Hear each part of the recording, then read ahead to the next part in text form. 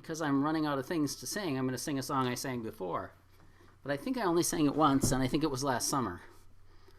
And it might have evolved slightly since then. On the other hand, I haven't practiced today either, which is maybe not the smartest approach. This is a song called The Wild Swans, and it's based on a book by, well, it's not based on exactly. There's a book. It's partly inspired by a book called The Wild Swans by Peg Kerr.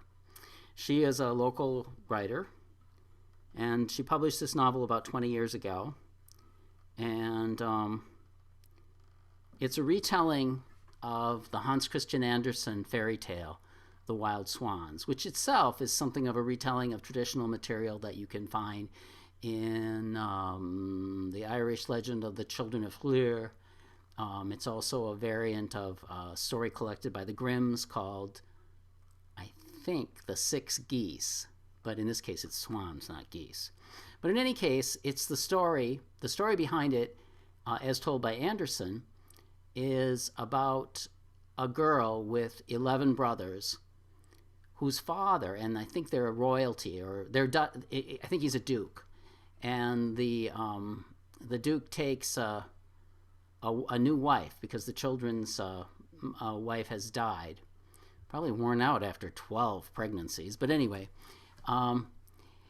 and she's a witch, and she doesn't like his affection for his children.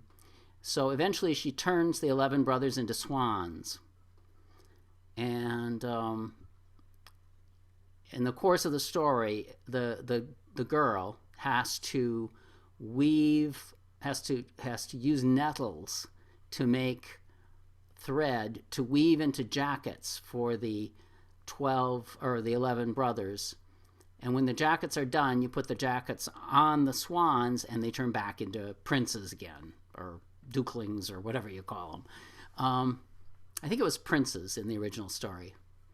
At any rate, during the course of this, she cannot speak. She has to be silent. Andersen just delighted in torturing especially his female protagonists. This may be because he resented one who had married the man he loved, but that's speculation. But in any case, this one, he's not as hard on this girl as he is on The Little Mermaid, for instance, or the girl who dances herself to death with the red shoes. Anyway, so Peg retold the story, and she told it twice. She told it set in New England in the 1600s, and then she told it set in New York City in 1981. And I see it when you read the book with these two intertwined tellings, because it's a chapter of one and then a chapter of the other, and they work together in a bunch of ways, as an invitation to retell the story, and particularly at the end. And the other thing you need to know, and this is a climactic scene in the book, is the AIDS quilt. Do you all know what the AIDS quilt was? Well, I discovered when I did this song a couple times that a lot of younger people had no clue about it. Yes, definitely do. And so at any rate, those things probably are needed for hearing the song. Anyway.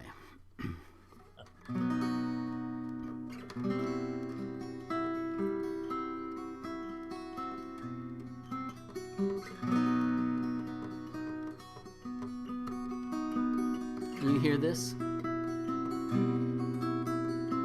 Yes, sounds lovely.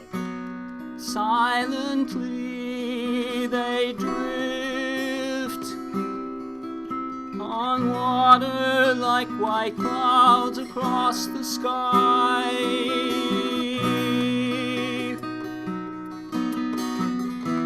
She remembers shouts and talk and laughter,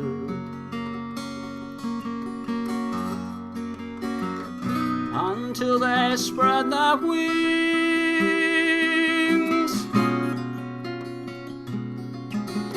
and fly.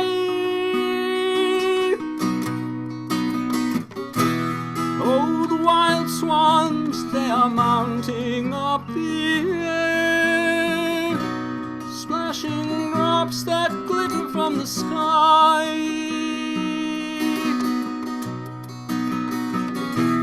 Rising as if up a spiral stair, shedding tears without a cry.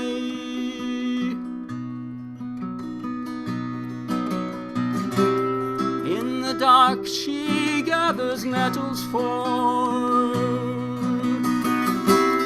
weaving hope and blood and bone into a fabric for their future,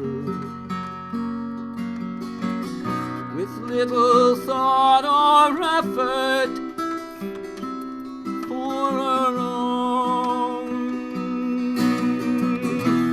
She must hide their loves in silence, keep their hearts beneath their shirts. Others wear theirs on their sleeves. These brothers hide their lives and hurts. They long to cry that love's allowed, but fear chokes off every breath. The paradox of life is this, that silence equals death. Oh, the wild swans, they are descending down the air, shedding silence as they die, abandoning despair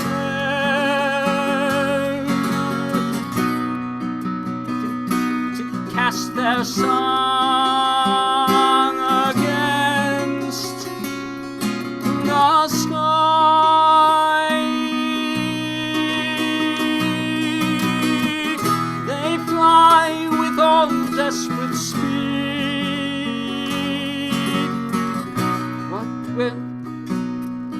What rescue can they bring by day? What they might whisper in the darkness. There are no morning words to say.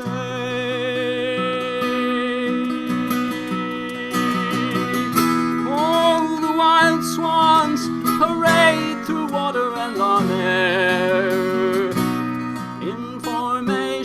They are proud,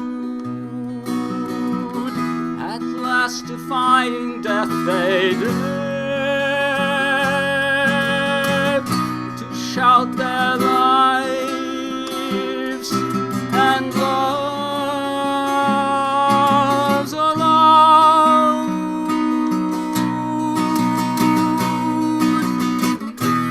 Oh, the wild swans, they are mounting up the air, splashing drops that glitter from the sky,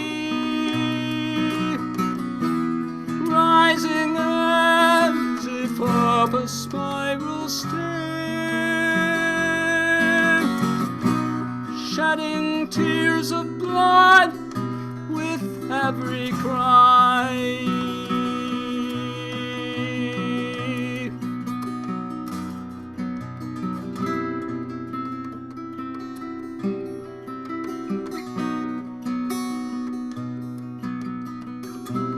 At last she's left to mourn and ponder